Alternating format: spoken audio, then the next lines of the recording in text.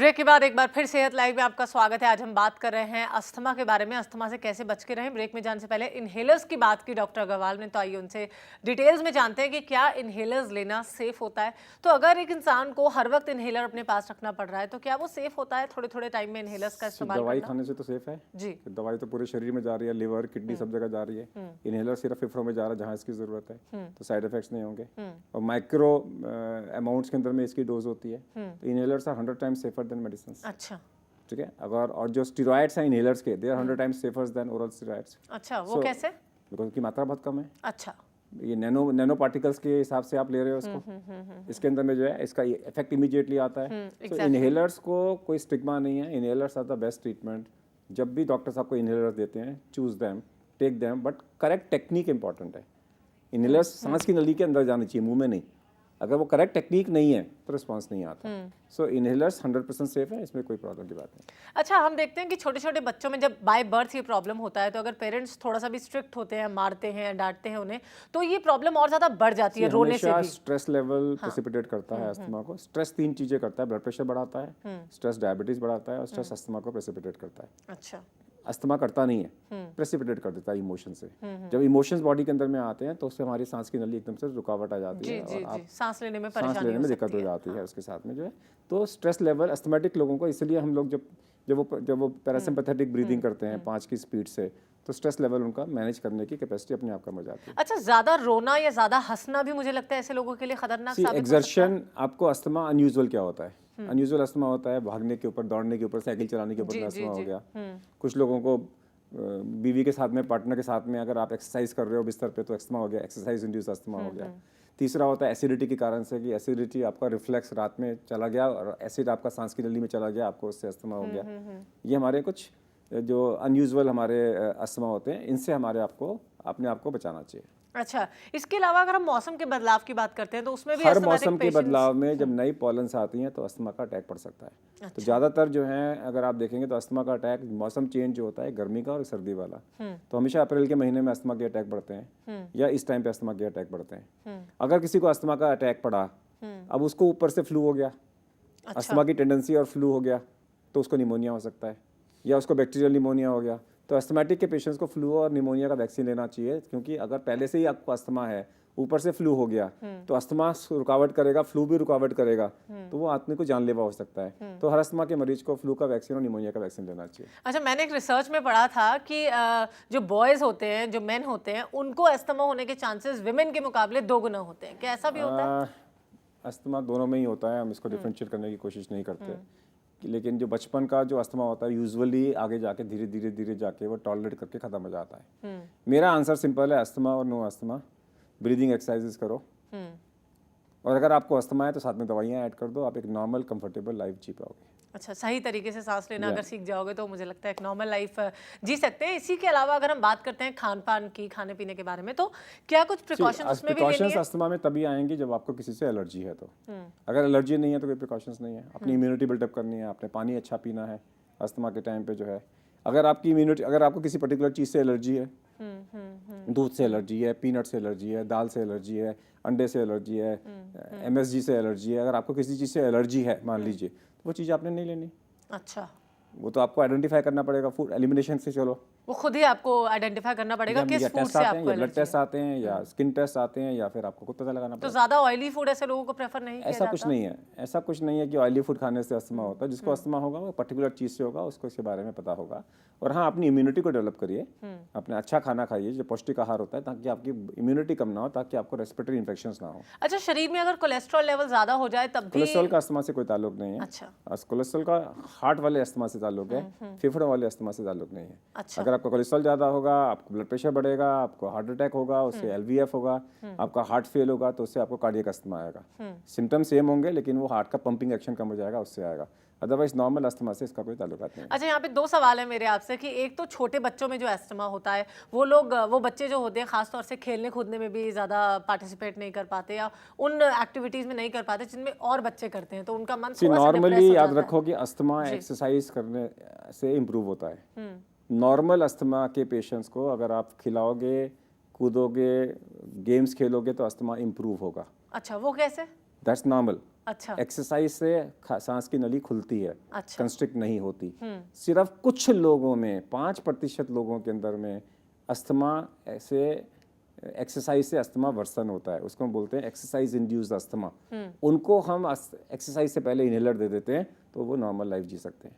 तो अच्छा कभी भी अस्थमा के पेशेंट को, ये जो लोग सर्टिफिकेट ले जाते हैं ना कि मेरे बच्चे को अस्थमा है, इसको ये बीच का पीरियड एक्सरसाइज का स्पोर्ट्स का पीरियड मिस हो जाए, वो गलत है। वो आप बच्चे के साथ में नाइंसाफी कर रहे हैं। जितना एक्सरसाइज करेगा उतना सेहत के लिए अच्छा है। लेकिन मुझे लगता है कि पेरेंट्स तो प्रिकॉशनरी एज अ मेजर करके ही जिन लोगों को, अगर आप देखेंगे कि आप किसी अभी अभी दिसंबर आ रहा है, जनवरी आ रही है, न्यू ईयर्स की पार्टीज होंगी, और पार्टीज के टाइम पे देखेंगे लोग डांस कर रहे होंगे, डांस करते करते कोई आदमी इनहेलर लेगा, उसको एक्सरसाइज इंड्यूस अस्थमा है। अच्छा आप देखेंगे ना कि आज डांस करते करते आदमी कोलैप्स कर गया, उसको सांस की जरूरत है, वो एक्सरसाइज इंड्यूस अस्थमा है। वो नॉर्मल अस्थमा नहीं है। नॉर्मल अस्थमा में तो एक्सरसाइज से इंप्रूव होगा।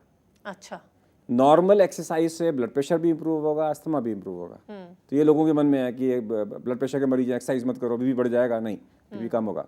अस्थमा के मरीज में अस्थमा कम होगा, तो एक्सरसाइज करनी चाहिए। तो छोटे बच्चे जो है एरोबिक्स करने चाहिए उनको, स्क्वैश, उनको जो है टेबल टेनिस खेलनी चाहिए, उनको टेनिस खेलना चाहिए, उनका अस्थमा इंप्रूव होगा। यानी भागने दौड़ने की अगर सब कुछ करें, स्पोर्ट्स हैं तो उसमें भी पार्टिसिपेट दवाइयों के कर साथ सकते में। हैं। ये ना हो कि दवाई ना ले रहे हो, और उनको अगर एक्सरसाइज इंड्यूस अस्थमा है तब उनको दौड़ने से पहले इनहेलर लेना पड़ेगा। तो जो भी छोटे बच्चों के पेरेंट्स हैं उन्हें क्या एडवाइस करना चाहेंगे? मेरा एडवाइस ये कि अगर आपको अस्थमा है तो आप उसमें घबराएं नहीं, उसको अच्छे से इलाज कराएं, कोई छुपाने की ज़रूरत नहीं है, एंड बच्चा नॉर्मल जिएगा, नॉर्मल ग्रो करेगा, ये कोई स्टिग्मा नहीं है। चलिए उसको आयन बॉटम बनाएं। अच्छा बिल्कुल सही। वैसे इसी के साथ यहाँ पर रुक रहे एक छोटे से ब्रेक के लिए, जल्द हाजिर होते हैं, आप कहीं मत जाइए।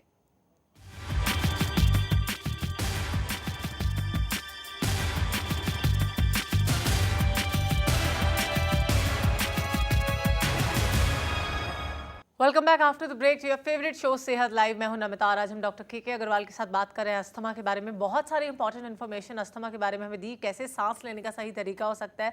ज़रूरत है तो इन सब पर अमल करने की, और इससे डरने घबराने की इस टर्म से बिल्कुल ज़रूरत नहीं होती, क्योंकि एक एस्थमेटिक पेशेंट भी एक नॉर्मल लाइफ लीड कर सकता है।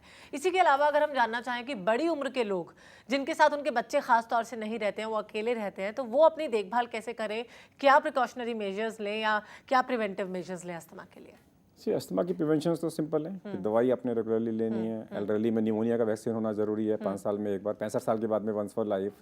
फ्लू का वैक्सीन हर साल के अंदर में इनको लगना चाहिए। खान पान इनका अच्छा होना चाहिए। अब इम्पॉर्टेंट चीज़ जो ये है कि अब जैसे एल्डरली आदमी है, उसको हार्ट अटैक होने की संभावना भी ज़्यादा है, अस्थमा होने की भी संभावना ज़्यादा है। कई बार कन्फ्यूजन हो जाता है कि हार्ट का अस्थमा है कि ब्रोंकियल अस्थमा है, हार्ट अटैक तो नहीं है। तो ऐसी सिचुएशन में हार्ट अटैक को मिस नहीं करना चाहिए। उसके साथ में किडनी फेल तो नहीं हो रही, उसका अस्थमा आ गया और हम लोग मिस कर दें उसके साथ में जो है। ना more important is winter season है, एल्डरली लोग सुबह सुबह निकल जाते हैं सैर करने के लिए, घर में नौकर होता नहीं, साथ में कोई होता नहीं, और वहाँ सैर करते करते वहाँ स्मॉग है, थोड़ा फॉग है, स्मॉग के कारण से, ह्यूमिडिटी के कारण से उनको अस्थमा का अटैक पड़ गया और सड़क पे गिर गए। ये इंपॉर्टेंट है कि वहाँ पे तो जो एल्डरली लोगों को ये खास ध्यान रखना चाहिए कि मेरे को ऐसे अटैक्स पड़ सकते हैं, तो मेरे साथ में कोई ना कोई होना चाहिए। अच्छा, ताकि कोई ना कोई साथ में उनके हो, क्योंकि एल्डरली लोगों को ये अटैक्स होने के चांसेस ज़्यादा हैं। राइट, उसके साथ में जो है। सो यही बेसिक प्रिकॉशंस है जो उनको लेनी चाहिए। अच्छा, इसी के साथ अगर किसी के पास इनहेलर उस वक्त नहीं है, कोई एस्थमेटिक है और इनहेलर रखना भूल जाए अपने साथ में बाहर जाने के वक्त, तो क्या कुछ नहीं कर पॉसिबिलिटीज हो सकते आप सकती कुछ नहीं कर सकते। आपने देखा होगा कि एक लड़की थी जो कि नोएडा के स्कूल में थी, and she died with asthma 2 years back.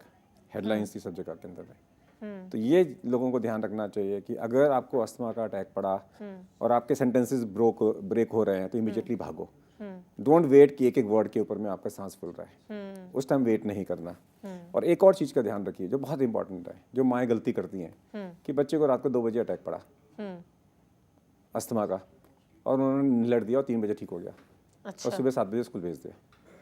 ये गलती नहीं करना कि वो वाला अस्थमा जो सीवियर अटैक पड़े और मिनटों में ठीक हो जाए, वो डेंजरस अस्थमा है। अच्छा, क्योंकि वो दोबारा फिर सीवियर अटैक स्कूल में पड़ सकता है। तो उस सिचुएशन में डॉक्टर से बात जरूर कर लें। तो जो अस्थमा वेरी रैपिडली बड़ा सीवियर हो, 2 मिनट के अंदर में आपको अस्थमा का सीवियर अटैक पड़ा और दवाई दी और 10 मिनट में ठीक हो गया, ऐसे बच्चे को अगर इनहेलर टाइम पे नहीं मिला तो वो मर सकते हो। इनहेलर के कारण से ठीक हुआ। तो अगर आप स्कूल में बच्चे को भेज रहे हैं, टीचर्स को नहीं बता रहे, स्कूल के नर्सिस को नहीं बता रहे कि इसको अस्थमा की बीमारी है, तो वहाँ पे इनहेलर कैसे होगा? इनहेलर तभी रखेंगे ना। आपको क्या रखना चाहिए? नॉर्मली मैं जो रिकमेंड करता हूँ, अगर आपको इनहेलर्स हैं आपके पास में जो रैपिड वाला इनहेलर है, जी, जी। जिसको साल्बुटामॉल इनहेलर बोलते हैं, जो इमीडिएट एक्शन देता है, एक होता है जो लॉन्गर, जो 12 घंटे बाद असर देता है, जी। एक घर में रखें, हाँ एक अपने बैग में रखें, हाँ एक कार में रखें, एक ऑफिस में रखें। मतलब 4-5 स्कूल का बच्चा inhalers है अपने पास होने स्कूल का बच्चा है तो एक स्कूल के अंदर स्कूल में टीचर के पास रखवा भी दें, रख सकते ताकि खो गया घर वाला भूला है तो स्कूल के अंदर एक पड़ा हुआ है। जी जी जी तो आपके पास होना चाहिए ना। तो आपके पास में एक कार में होना, बड़े हो कोई भी हो, मान लीजिए आपकी उम्र 30 साल की है, क्या 5 रखने में क्या, एक ऑफिस में रखा हुआ है आपका इनहेलर, Exactly. एक घर में पड़ा हुआ है, एक कार में पड़ा हुआ है, और एक आपने, अगर आपने इस तरीके से रखेंगे तो चलिए। कभी भी आपको दिक्कत नहीं आएगी। चलिए तो इसी के साथ बात करते हैं, कॉलर हमारे साथ जुड़ चुके हैं। हेलो हेलो जी जी नमस्कार, सेहत लाइव में बहुत बहुत स्वागत है आपका। बताएं क्या पूछना चाहते हैं आप? नमस्कार मैम, नीरज बोल रहा हूँ मैं जी। कैथल हरियाणा से।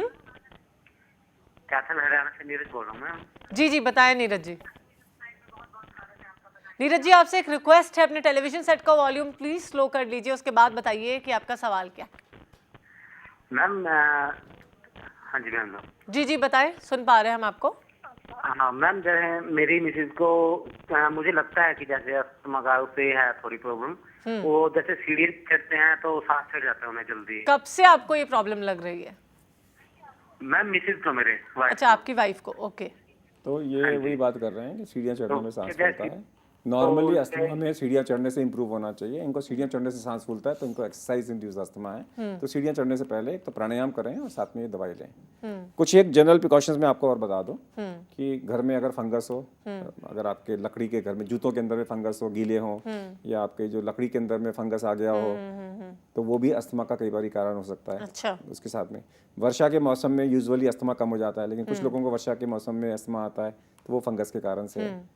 अब घर में जहाँ जिनको डस्ट से होता है, अब आपके घर में अगर डस्ट से अगर आपको होता है तो आप अपने गद्दे को ले जाके हफ्ते में एक बार 12 घंटे धूप में डाल दें, ताकि उसमें जो डस्ट माइट्स हैं सारे निकल जाएं, उसके धूल सारे निकल जाए। उसके साथ में जो है जनरल प्रिकॉशंस ये होती हैं। और अगर आपके घर में झाड़ू हो रही है, झाड़ू से घर की सफाई हो रही है, मैं वो झाड़ू पॉलिटिक वाली झाड़ू की बात नहीं कर जी रहा, जी जी। लेकिन झाड़ू की सफाई हो रही है तो उस टाइम पे अस्थमा का अटैक बढ़ सकता है। चलिए वैसे तो मुझे लगता है बहुत सारी बातें हैं जो आपसे जाननी चाहिए, लेकिन अभी वक्त हमारे पास कम पड़ गया है, तो आपका बहुत बहुत शुक्रिया करना चाहूंगी। Thank you so much for coming on the तो अस्थमा के मरीज डरो नहीं, जाके इलाज कराओ, नॉर्मल जियो, आयन बॉटम से एग्जाम्पल लो और भारत के फास्ट बॉलर बनो। चलिए thank you so much sir. वैसे मुझे लगता है कि बहुत सारी बातें आपको डॉक्टर के अग्रवाल ने बता दी है, मेरे कुछ भी कहने की अब जरूरत नहीं बची है, तो फिलहाल आपसे इजाजत लेंगे। नमस्कार।